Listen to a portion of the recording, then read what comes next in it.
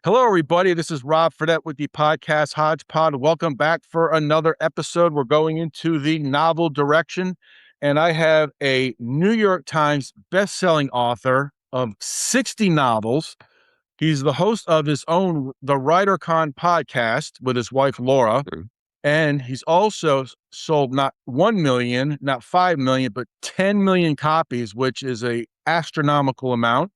He's a former trial attorney, but I'm going to introduce you, William Bernhardt. Welcome to my podcast. You got quite the legacy, and you got a lot of things going on. Thanks for having me on. Yeah, I like to stay busy. Yeah, Beat sitting around. I know. I agree. I just like to have my guests when they first start, just to give a quick introduction, and then we'll talk about your novels. And I have a lot hmm of questions to ask. So welcome again. hmm Well, you were right. I've written, I think they say over 60 in my bio, so they don't have to change it as often.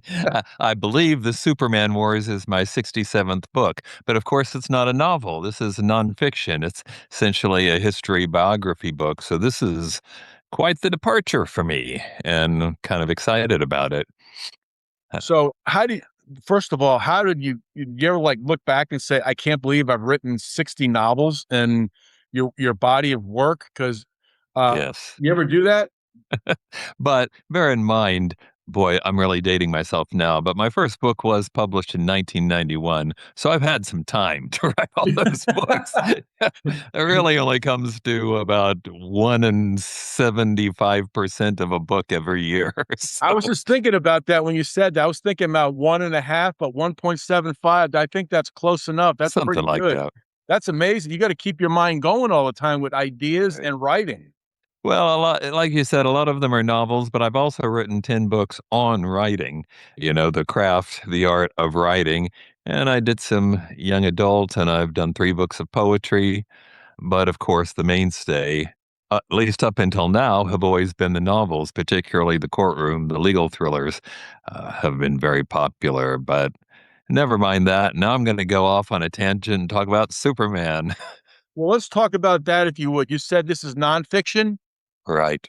So what's the difference between obviously nonfiction and fiction? Because fiction is you can write. I've talked to authors before. You can write fiction books off of historical facts or events, and then tie it into the story. So what's hmm different for you? Well, what's different is I didn't make stuff up, which is much easier, trust me, to just, I know what would happen, but I wanted to be true to the source. Now, I'm writing in a narrative nonfiction style, so if I've done my job right, it might feel like a novel, but it isn't. I'm just writing from, in this case, Jerry Siegel's viewpoint, but everything in this book is true. I made up no scenes. I didn't make up dialogue just to fill it out. If there's something in quotation marks or an indented quote in my book, that came from an eyewitness or an actual historical document. Nothing is fictionalized. But I did try and tell it in a way that would engage people and draw them in. As I think I just said this, but the book is about Jerry Siegel, who's the guy who, back in the 1930s, came up with the idea for the first ever superhero, Superman. And once he got the idea polished and ready, he ran 9 blocks across Cleveland to his best friend's place, Joe Schuster, who was an artist, and he drew it. And together, these two guys gave us Superman, who is the champion of, truth, justice, and the American way. Yeah. Unfortunately, his creators got none of the above. And that's what the book's about. But when you just mentioned Superman, were you a Superman fan growing up? I was. I loved well, I still love comic books. It's not the only thing I read, but I loved them. And when I was, one digit age kid, Superman was my guy. He still is, really. But to put this in perspective, I know today a lot of people like Batman, but when I was that age, the Batman comics were trying to imitate the Adam West TV show, trying to Mhm. be purportedly funny. And that didn't really work for me. But Superman, guy swooping in to save people, that I like. I particularly like the stories that ran in Action Comics because Superman's own magazine usually had the slugfest, taking on the Yeah. supervillains, but Action Comics usually told science fiction stories, which were not that easy to come by at that point in time. So I loved that stuff and fell on. I later got into Batman too once he got a little more serious. But Superman was my first guy. You know, he's the champion of the weak and oppressed. How can you not like that? That's right, and I remember watching the old Supermans, I guess, from the 30s and 40s. I remember watching the Hmm. black and white, and then Like Christopher George Reeves. Reeves. Yeah, Yeah. Christopher Reeves. I still remember the first one with Gene Hackman. He was in one of the movies. Hmm. I still remember the three folks who were the from outer space, and they were flying around on this thing that was rotating. I thought that Yeah, scene was Phantom great back Zone. then. Well, for 1978, I think it was terrific. You know, no CGI then. It's all practical effects or post-production. And so yeah, that flippy one-dimensional mirror thing that trapped the Phantom Zone guys, that was cool. Marlon Brando standing there with the Superman S on his chest. That was cool. What was neatest to me, I thought, was that Christopher Reeve just not only embodied the character, but looked like Yeah. Superman from the comics, as at that time was usually drawn by Kurt Swan. He was the Superman guy. And Christopher Reeve looks like he just stepped out of the page. You know, it's just terrific. Yeah, he was cast perfectly on that, Mhm. and when you look back with that flying thing with the people that was rotating, you look at that's a great way to start that movie, and you're like, "What's going on?" And then you figure out what's going on, but yeah, that was a good way to get you hooked into the movie right off the start. Yeah, and then those guys come back for Superman too. It was perfect. They thought that out. Yeah, Christopher Reeves, he was quite the Superman, and he was awesome in those movies. Talk about you also have books that we write about helping out authors, and, Yeah. talk about That- that because that must be passionate for you because, getting into the business, from what I've talked to authors, is very difficult to get books in, but you lay the groundwork out for the authors. That's the idea. You know, I remember very well what it's like being uh, again, a young kid in Oklahoma, a small town, and all I wanted to be was a writer, from a very early age. My mom says I was 7 and running around saying I was going to be a writer. I know that sounds incredible, but it's my mom, so we got to believe her, right? And I was sending things off. I got my first rejection letter when I was 11. And I got a lot more. I can prove it. I've still got it. And I got more afterwards. And, it worked out all right in a long time. But trying to find some practical information about what to do, where to send it, how do you get an agent, stuff like that was very difficult. And so now I've created all these programs that we call WriterCon. That's WriterCon. We have an annual conference every Labor Day weekend. We have a retreat during the summer. That's a smaller group of people where we really workshop your work in progress and do other things as well. We've got a podcast, it's free. We've got a newsletter at Substack, it's free. And the idea is, it's my way of sort of giving back, if you will, because I know I've been lucky and trying to make it a little easier for the next generation of writers. Yeah, If you probably anything, yeah, the world has gotten harder for authors, not easier. yeah, that's right, and, your hard work and experiences will help galvanize and inspire other writers. I've had authors on my podcast in the past, and just the fact that they have to come up with a concept and write chapters and put everything on paper. I wouldn't have the discipline to do it, but they've always talked about discipline, getting it, and they may sit down for hours and stop. There has to be a discipline no matter what you're writing, right? Yeah, I think you got to treat it like a job. That means you write every day or whatever you've set up in your mind that you can do. Maybe you can't write every day, maybe just write on weekends or the weekdays, or you get up early before you go do your other job that you've probably got. But nobody's ever going to make you write.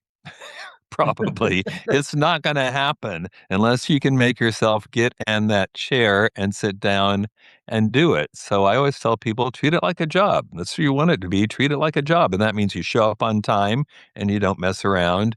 Even if you don't feel like it, or you're not in the mood, or you didn't sleep well, or you need to do the laundry, forget all that and make yourself right. It also helps if you can get some good information, not only about craft issues, how to write, but where to go with it, how to find an agent, how to find a publisher, things like that. So we cover that big time every year at WriterCon. Talk about your podcast, the WriterCon Mhm. podcast. I've listened to a few episodes, and the most recent one you had, there is now scamming going on with people professing to be, publishers. I've talked to Yeah, another author about that, and they say that's prevalent now. People trying to there's scamming going on in all facets of life, but I'm you got to sure. really watch out for that, right? Because people could be just wanting your money. Well, well, they do. Yeah. And sometimes when people are just getting started in their writing journey and don't really know the way the world works, they can, they're easy prey for vanity presses or scams like these guys, email messages purporting to be from a famous author or agent or publisher. And, they're either trying to get your contact information and they're trying to get or they're trying to get your money. Unfortunately, AI has now made them all more convincing. I would be willing to bet 10 times a day I get an email that starts with some, pithy paragraph that cites a couple of my book titles or what was on the podcast last week or, something Wow. that suggests they know who I am, except of course they don't. The AI has just scrounged the internet and found some things to talk about. But if you're not on the lookout, that could really take some people in and take their money. And so that's what I'm trying to alert people to. There's a great website, by the way, people listening to this, called Writer Beware. That's the writer's best friend. Anytime you're worried, you're thinking, is this for real? Is this a scam? Go to Writer Beware because they probably have already written a story about it. Yeah, and if you happen to get, like, a check in the mail or a phone call saying you're gonna get $10,000, no one's ever gonna give you $10,000, so beware. Nope. Exactly, I Yeah. think that's a great way to talk about that. So you were a former trial attorney. What kind It you've was. written some novels about, attorneys, so what part Yes. did that play into your writing your novels? Because you must have some, experiences and maybe carried that over into your novels. Yeah, well, I don't know that any of my books are based on actual cases I tried, and let's face it, I wouldn't admit it if they were. Most of my work was in civil courts, a lot of oil and gas work, and corporations suing each other for money, basically. Whereas most of the books gravitate, not all, but most of them are in the criminal justice world. Because let's face it, that's more exciting. You can't top a good murder trial.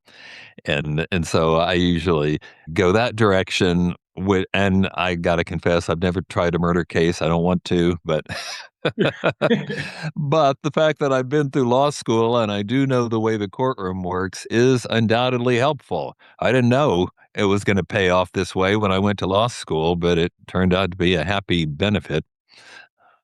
Mm. So talk about also, like, the writing process when you talk about writing, and one of the items is every word matters. So every word matters when you're putting something down on paper or on a computer.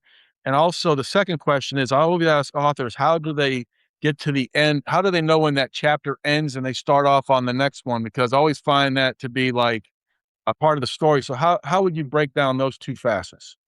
Okay, let me do those 2 questions in reverse order. Okay. First, as to this is one that took me about 20 books to figure out, so I'm happy to share Cool. this with Wow, you. that's awesome. The natural, tendency is always to wanna end the chapter at the end of the scene, like, Ben Kincaid goes to somebody's office, he interviews them, and then he leaves, end of chapter, but of course, that's exactly wrong. Because when are people most likely to put down your book?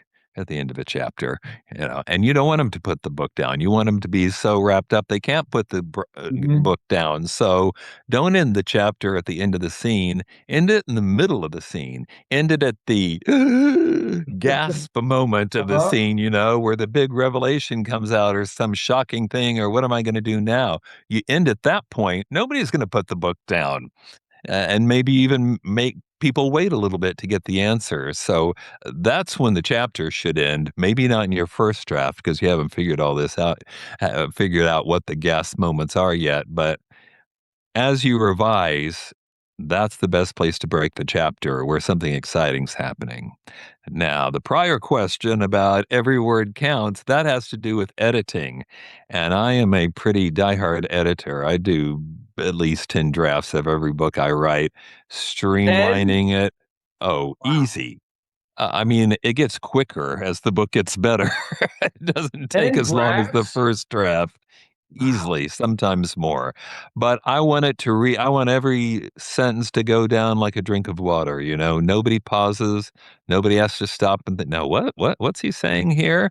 And a lot of that is just getting rid of the unnecessary words. Kurt Vonnegut used to say that when he revised, he interrogated every word. Do you need to be there? Not could you be there, but do you need to be there?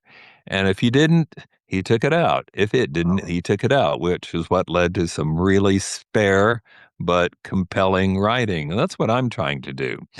And that includes in the Superman Wars. Despite being nonfiction, I thought, no, I'm going to tell Jerry Siegel's story, which is really just the lens to tell this now almost 90 years of Superman story, 70 years of litigation over the character.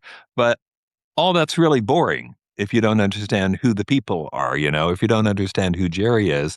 So I start with his childhood and give you an idea who this guy is. So when stuff starts getting tough for him, you care about it.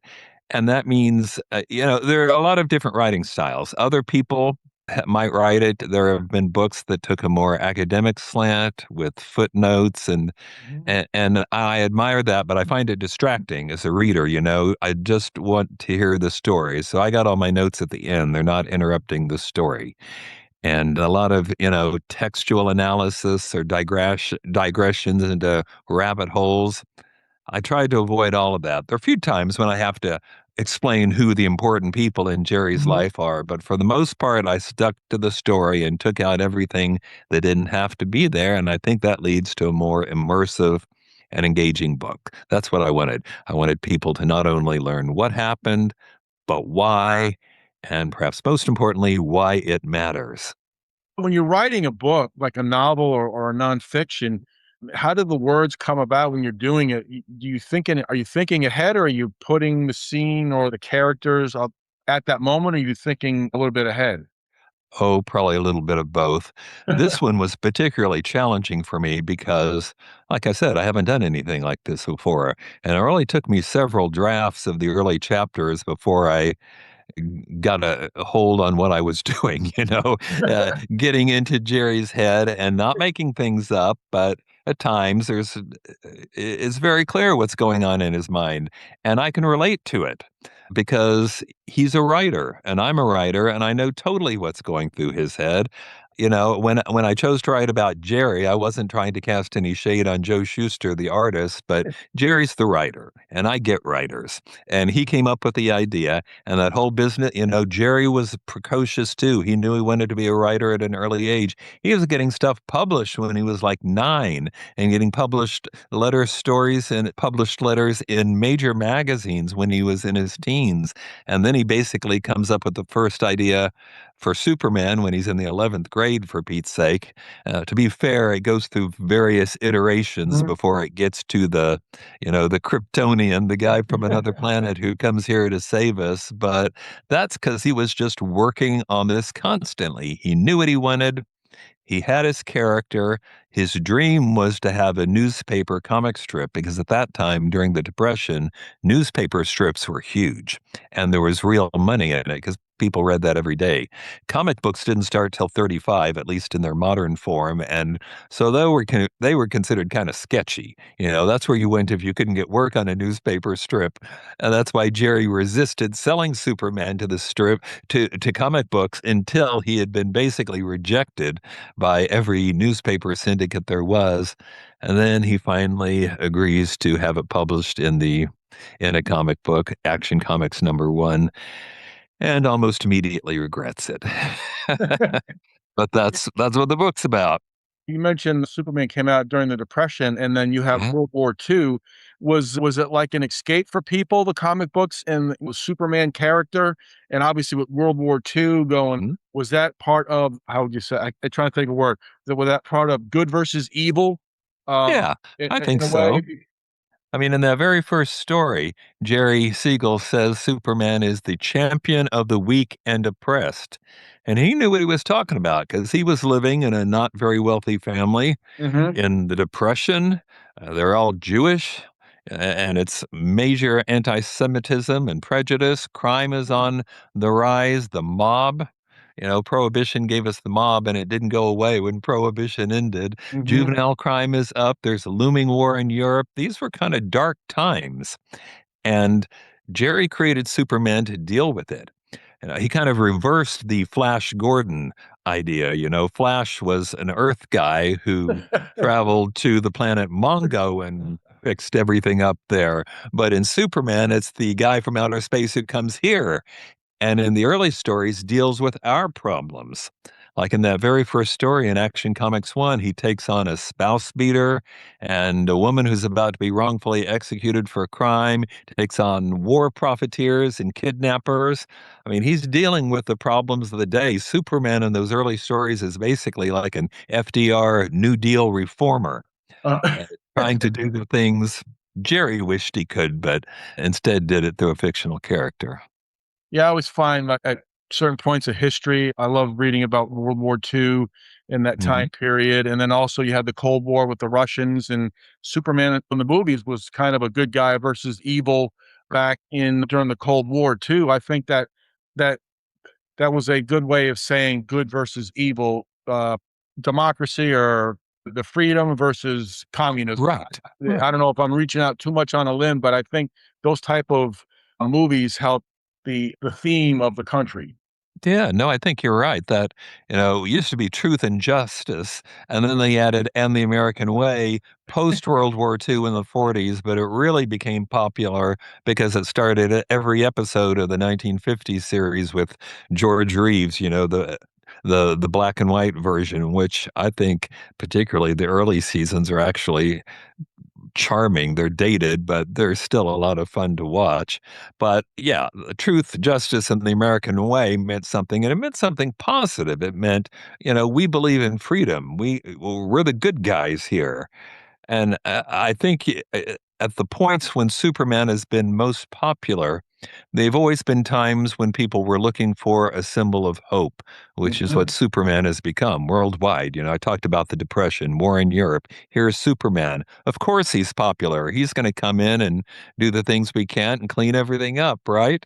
And mhm. then again in the 70s, post Watergate, post Vietnam, here's Christopher Reeve in these movies that are just he's literally waving the flag at one point in one of them. Yeah. They're very patriotic and very positive movies. And I think we're having that kind of moment again. Last summer, of course, we had another Superman movie that I thought was wonderful and really seemed to capture the character of Superman and Clark Kent as they exist in the comic books. And I think it was popular because once again we live in a time when people are looking for a symbol of hope worldwide. Yeah, you mentioned I forgot about the American flag with Christopher Reeve. I totally had forgotten about that. So talk about as far as writing, letting the story speak. Hmm. What does that entail when you're writing a book? Because obviously it's very important, but the story is definitely what keeps people reading. I think so, and I think that's true whatever you're trying to write. Sometimes I hear people think that mine's a character driven novel, so I don't need a plot. Well, that's wrong. You can Mhm. write, I mean, I think all novels are character driven because if you don't care about the character, nobody's going to read for very long, regardless of what the plot is. But you've still got to have a story. Or sometimes people say, well, I'm writing literary fiction. Well, yeah, but if it's fiction, you still need a story. You might get away with a more leisurely pace or more a poetic approach to language. But at the end of the day, it's about telling a story and telling well. So get your ego out of it, get your 15-letter vocabulary words out of it, kill your darlings, and just tell the story in the way that will, you know, be most meaningful to the reader, so they'll get it and get what you're trying to say, and mess and it'll be enjoyable for them. That's what you want. You want people to stay up till 3 in the morning because they can't stop reading your book, and That's right. then go to work the next day and say, "Oh, I couldn't put it down, man. What a great read." What when you're right, do you have anybody like proofread your book? I've had some authors, they'll give a book, their writings or their drafts to other people to read. Do you do that, or do you just solely take, you Oh, in control? Oh no, nothing goes, nothing. I don't send anything to New York until several hands have looked at it. My wife's a very good editor. I have a lot of friends who beta read everything I write, including this one. I send letters. Okay, this is not a novel, but you want to read about Superman, and they all did. So that was terrific. I think that's important because I don't care how good you are or if you've written 67 different books. You're too close to it as the writer. There are things you are going to miss because you know what you're going for and you Mhm. know what you're trying to say. Well, that doesn't necessarily mean it's all on the paper Yep. or on the computer screen, or that you're not confusing people with one thing that makes perfect sense to you because you know the story but won't to anybody else. Now, that's one of the great things about the WriterCon conference. I always encourage people, go to classes, sure, but most importantly, meet other attendees. This is your tribe, basically. Everybody in this room wants the same thing you do. That is to be successfully published and get to tell the stories or the poems or whatever that you want to tell, screenplays, whatever it is you're interested in. Because if you can find a critique group or find beta readers or just find friends who have the same values and think the same things are important that you do, that's what everybody needs. Probably most writers and aspiring writers have had enough of people giving them grief, like, oh, you think you can write a book? Be realistic. And what we want more of is people who support us. Yeah, I worked in a line of business years ago where we used to have fresh eyes, and I'd be a fresh eyes team going in just to look at Mhm. things, see how. Because when you're working in the business I was in, you have your horse blinders on, so you would have fresh eyes come in, maybe just say, "Do this, change this," so I can see that. I think that's the same thing, having a fresh eyes approach. Exactly right. I think so. Yeah, that's great. We've talked about the writing process and every word matters. Also, writers and the law. So you've written some law novels. What was that like? Because that must be really intense as you're writing that with your law background. Well, yeah, but I mean, I love courtrooms. It's like a microcosm of the world. It's the world at war, conflict in a bottle. Here are people duking it out, but in the same room, mostly with words. And that can be really exciting. You can have a thriller without having any guns or chases or Mhm. car chases or any of that kind of stuff. Just people thinking and trying to find out what really happened. That's how I got into this book because I knew that there was a bunch of litigation between Siegel and Schuster and the comic book company. Just to give you a Mhm. thumbnail version, of course, to finally get Superman published, Jerry had to sign this release. And part of that, there's one little paragraph at the bottom that becomes oh so important later, says that he gives the rights to all the characters to the publisher. And then, of course, Superman comes out and it's instant hit, like nobody even anticipated, even came close to. And suddenly they're making buckets of money, except they as the company, not Jerry and Joe. Now, they did make some money in the early years till they got fired, but nothing like, what the suits were making out. And it was their character. And Jerry found out that he didn't have any say. They were constantly threatening to fire him, despite the fact that he had a 10-year employment agreement. What's that worth if people are trying to fire you, belittling you, infantilizing? Go through some of the correspondence in the book. It's just abusive. And then worse, in 43, Jerry is drafted, goes off to serve his country Mhm. overseas, comes back to find the company has completely co-opted the Superman production, yeah, office. All the people that were working with Jerry before are now working for DC, and they are totally in control. And worse, they've published one of his scripts. He had an idea called Superboy, which would be a younger version in a rural setting in a town called Smallville. And they rejected it 3 times until he was gone, and they needed a new feature, so they ran his script, even though they hadn't bought it. They had no legal right or hadn't paid him anything. That was the straw that broke the camel's back and finally caused Jerry to sue. He became the first American writer to sue his publisher. And it didn't go well, but you know what? At least he stood up, and he would sue again and again. And when he was gone, his family would sue.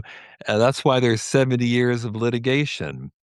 But it does improve after decades of living on the brink of poverty. In 75, they finally get a very small pension from the comic book company, 20,000 a year.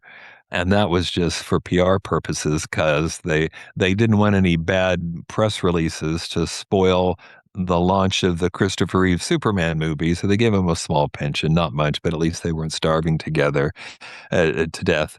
And then the copyright law changed. And then his wife, Joanne, who, by the way, was the model for Lois Lane, and his daughter, Laura, carry on the fight until it's finally resolved almost 70 years after Jerry filed the first lawsuit in 2016. Mm. And I don't want people to think the whole book. I mean, those are the wars, but the whole book is about not about the litigation. That's a part of it, but it's really about these artists, these writers and artists who give us so much and get back so little. You know, this is not the first or sadly the last case of this conflict between art and commerce. And the only thing you can say about it consistently is that commerce always seems to win. and, Yeah. and the artists always seem to get the short end of the stick. And that is not the way it should be. You know, if we want to have art, then we got to support artists. Here we've got Superman, a pop culture character known all around the world, has brought joy and delight to people of all ages for decades, almost a century now. His creators should have had a better life. That's just not right. If the character is generating now about $500 million every year, 500 million? My. Ooh. yeah, the creators and their heirs should be doing better. Absolutely. You mentioned Christopher Reeve. One thing I liked about when he played Clark Kent and then he played Mhm. Superman, Clark Kent always would be fumbling with his glasses and be nervous and stuff. And he'd just be like looking like the nerdy guy, but then, when he turned to Superman, I was like, is that the same guy? That's what made it so appealing to Yeah. watch. Well, he had to sell that ridiculous nobody recognizes him when he puts on his glasses, and he just about did. That was Jerry Siegel's original incarnation of Clark Kent versus Superman. Not everybody plays it that way, but that was Jerry's idea. And of course, the reason was because Clark Kent was based on him. You know, the nerdy guy with the round glasses and the girls ignore him and everybody thinks he's a weakling. Well, and he's really the most powerful person on earth, but he's keeping that undercover so that he can do more important things than, like Glenn Ford says in that movie, I don't know why you're here, but it's not so you can throw touchdowns. That was awesome. That the way he played that, you look back, that was just a masterpiece. And when you think about Superman, though, he's really the first superhero, right? He is. So that's why he's the best and the most popular Mhm. because all the superheroes after that are, second, and he's the best. Right. So Right. Imitations. There have been some good imitations, but still. No, that's what's so sad. Jerry Siegel creates the first superhero, so he invents a whole new genre of fiction, basically. Plus, he gives credibility to this brand new enterprise, the comic book, which, like I said, started in 35 and was pretty sketchy until Superman came out and started making a fortune for the publishers. Now that industry has got credence. He gave so much and yet got so little in return. It's just not right. I think Marlon Brando helped too with the marketing and Gene Hackman and when they appeared in the movie and Christopher Reeves was a superstar. Yeah. After that, that's quite the thing to be known as Superman as the legacy. But So talk about No doubt. also you've sold 10 million copies. What is that like? Do you ever like digest that? I don't even know how they come up with that stuff, in particular these 10 days. million. With ebooks and foreign editions, I couldn't count all the copies I've sold if I wanted to. So, they say a publisher says 10 million, great. We'll just go with that. I have no idea myself. So talk about your podcast. It's a very popular Uh-huh. podcast, the WriterCon Yeah, podcast. thanks. Well, it's It, just called WriterCon, like I was saying, WriterCon, and we talk about some of the recent news stories that affect writers. And then we usually have a craft corner segment where a published writer gives some kind of craft tip for your writing. Occasionally it's a marketing tip, but usually it's about the writing craft. And then we have an interview with usually a published author, occasionally an agent or somebody else on the periphery, somebody else involved in the book world, but it's usually an author, which never gets bored because, like you were saying earlier, not everybody does it the same way. And you don't have to do it the same way. As long as you're getting a good book at the end, your method is valid, right. If you're doing it and you can do it again and it's not making you crazy, then what you're doing is right. Just get to the book. That's what matters. I had an author tell me a few years ago he does the ending and then he works his way to the beginning of the novel. Ah, I was like, the Mickey Spillane approach. Yeah, I can't imagine that. I mean, I might know who did it, but I don't think I could write that denouement until I have a better grip on who the characters are. what's the longest day you've ever spent like typing? Just can you remember the longest day? How many hours it was for you? No, but it's probably all day and it's probably 14 or 16 hours. There have been a few times when I've been up against, I mean, that would not be normal because I can usually tell after some point in the afternoon, okay, it's time to stop and do something else. Work on WriterCon or work on the publishing company or something, marketing, whatever. But I'm more of a morning person, so I tend to get up early and work until I've done enough, and then it's time to move on. But there have been times when I was up against a deadline or something else was going on. Sometimes when you can feel you're close to the end, it's tempting to hang in there and just finish it already. And I've done that a few times too. Yeah. I don't I'm a know morning why, because then the next day I just start over again on the next draft. But I'm a morning person myself. I get up early in the morning as well. I find I get my best work in early mornings, and then as the day goes on. But yeah, you mentioned you have your WriterCon conference. hmm, Have you had any success stories from that for people oh, that lot attended it? So what more does that feel than like? 3 dozen, I think, that, Wow. we have listed on the website.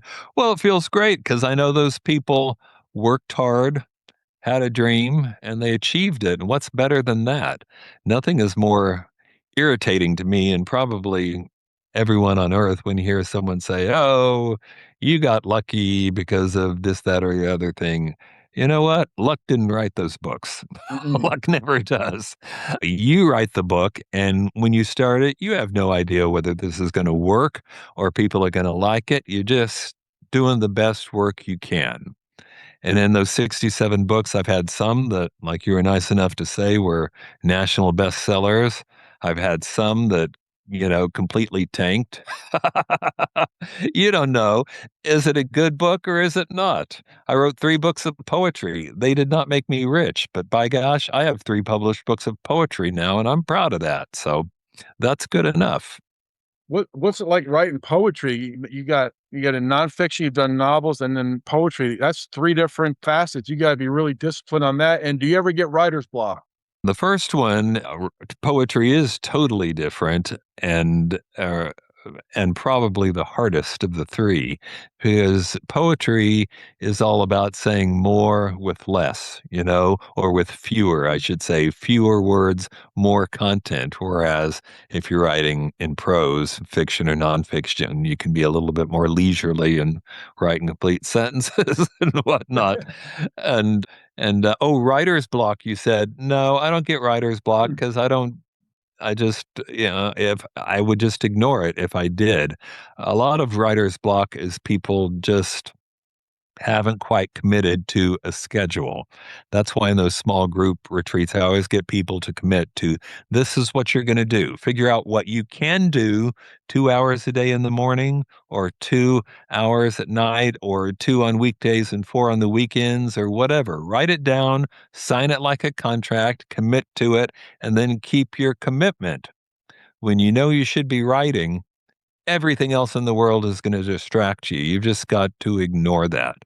At this point, I know this is my job. And when I get up in the morning, I know pretty much exactly what I'm going to do.